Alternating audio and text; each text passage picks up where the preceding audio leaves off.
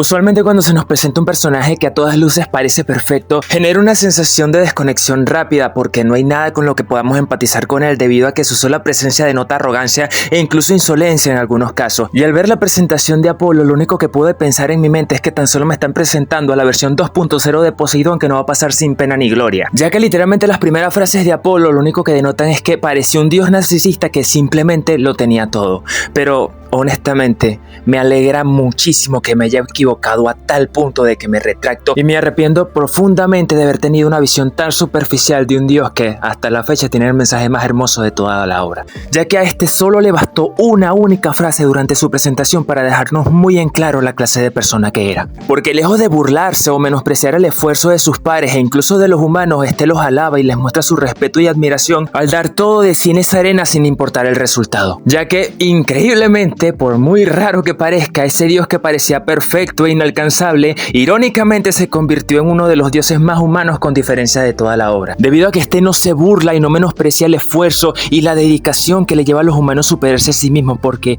ese mismo esfuerzo fue lo que al final le dio la llave para forjar su propia divinidad. Y por eso me encanta la construcción que tiene Apolo a tal punto de que incluso su estilo de combate potencia muchísimo su mensaje y se aprovecha de los elementos previamente establecidos en la jodida obra para elevarlo incluso más, ya que una vez empieza la 9ª ronda del Ragnarok, este hace gala de sus habilidades, las cuales están ligadas enteramente a la habilidad y a la precisión más que al poder en sí mismo, lo cual es de vital importancia para entender al personaje, porque al final del día los otros 4 representantes olímpicos que hemos visto hasta el momento tienen como núcleo de combate el poder en sí mismo, debido a que Zeus y Heracles avasallaban a sus rivales con su fuerza desmedida, y si bien Poseidón y Hades tenían otros recursos y una elegancia hermosa a la hora de combatir, también hacían gala de ese poder descomunal con el que terminaron naciendo y que les favorecía al final del día, y en un panteón donde el poder básicamente lo rige todo, para un ser como Apolo que nació sin el poder necesario era una desventaja muy clara y muy marcada en su contra, pero en lugar de aceptar su destino y abrazar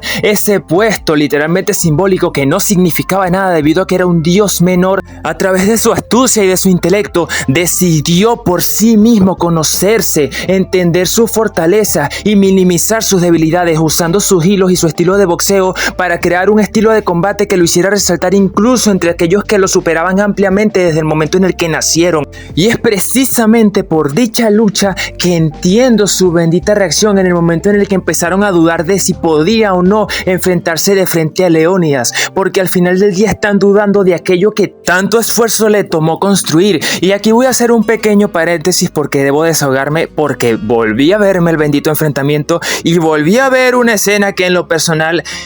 me jode la existencia, porque voy a ser honesto con ustedes. Lo ardidos que se ven los espartanos porque el desgraciado Apolo pelee como a él le sale del forro es infumable. O sea, estos tipos son un puto chiste. O sea, tuvieron mejores momentos los guerreros de Lubu que los espartanos. Esto es increíble. Se quejan del bendito estilo de combate de Apolo sin pedirle, por ejemplo, al mismo Leónidas que cambie su estilo de combate o intente contraatacar en el momento en el que lo ataquen a él. No puedo con esto. Es infumable, lo juro por Dios. Los espartanos son un puto chiste en esta bendita obra. Listo. Y para ser honesto, me gusta que el desgraciado Apolo, en vez de seguir luchando como estaba hasta el momento, que era una paliza unilateral por donde se le vea, y que me digan que no, que Apolo no iba a terminar destruyéndolo, hermano, literalmente ni lo veía. Pero bueno, es entendible que Apolo pelee de frente porque esa es su filosofía. El tipo, a través de las benditas eras y a través del tiempo, se mantuvo no huyéndole a los benditos problemas, no evitándolos, como por ejemplo están haciendo los benditos espartanos que no pueden ver que literalmente lo superan en velocidad porque se quejan. No, es todo lo contrario. El tipo ve un reto y lo acepta, aunque ponga su vida y su integridad en juego, porque esa es la bendita fuente de su putísimo poder y me encanta. Pero al final del día la única cosa rescatable de Leónidas es su resistencia y aguanta el golpe de Apolo recibiendo un bendito martillazo que le acomoda las ideas.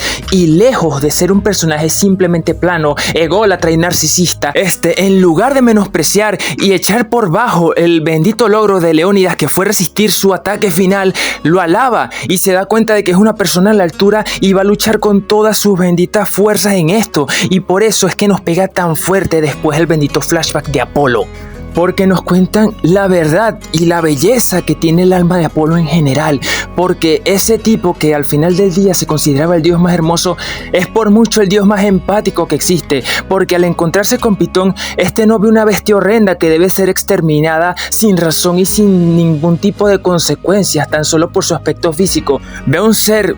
atormentado que sinceramente fue juzgado por una condición que al final del día él no eligió, condenado a vivir eternamente en miedo y desesperación, porque al final del día, en el momento en el que lo detectaban, siempre lo atacaban y no le quedaba de otra más que defenderse. Y al ver dicha imagen, al final del día, Apolo vio un reflejo de su antiguo ser, que no poseía ningún talento ni ninguna habilidad que lo hiciera destacar, y por eso toma la iniciativa y le muestra a Pitón la grandeza a la que éste puede aspirar, diciéndole que su bendita perfección al final del día son un montón de cicatrices invisibles que nadie aprecia, porque todos juzgamos o deseamos los resultados de la perfección sin valorar ni entender el proceso arduo y el esfuerzo que conlleva llegar a ese estado, comentándole que las únicas personas que él considera feas o débiles son aquellas que, teniendo todo el potencial y los factores para poder brillar, eligen quedarse a las sombras por pereza, dejando en claro que él valora mucho más la esencia de un ser que su apariencia física, porque quien se conoce a sí mismo conoce sus carencias,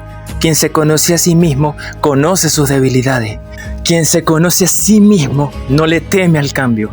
y quien se conoce a sí mismo debe estar siempre orgulloso de quien es. Y es por esto que la arrogancia y el orgullo que presenta Apolo es entendible, porque no es una arrogancia nacida de la superioridad, es la arrogancia nacida de alguien que sabe exactamente su valor y que no es una alucín de porquería.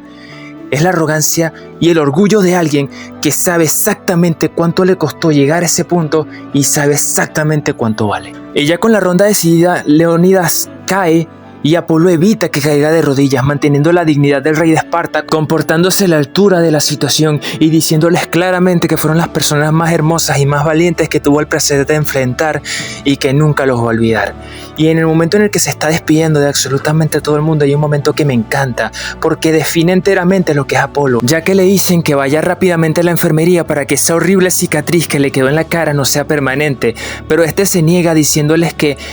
siempre que mire dicha cicatriz va a recordar a aquellas personas que lo llevaron a tal punto, y para honrar a dichas personas la llevará con orgullo, sin ocultarla jamás. Y por eso es que me encanta el personaje, porque nos enseña que la grandeza no es el punto de partida, sino que es un proceso largo y lleno de constancia que no se alcanza de la noche a la mañana, debido a que todos esos galardones como el dios de la arquería, del boxeo, de la filosofía, de la medicina, fueron títulos con los que él no nació, pero adquirió a base de esfuerzo y dedicación, mostrando claramente con hechos y no con palabras que su esfuerzo no era inútil ni no era en vano, porque al final no hay mayor belleza que la de aquel que decide esculpir su propio destino, porque siempre puedes ser más hermoso que el día de ayer, pero nunca vas a ser más hermoso que el día de mañana.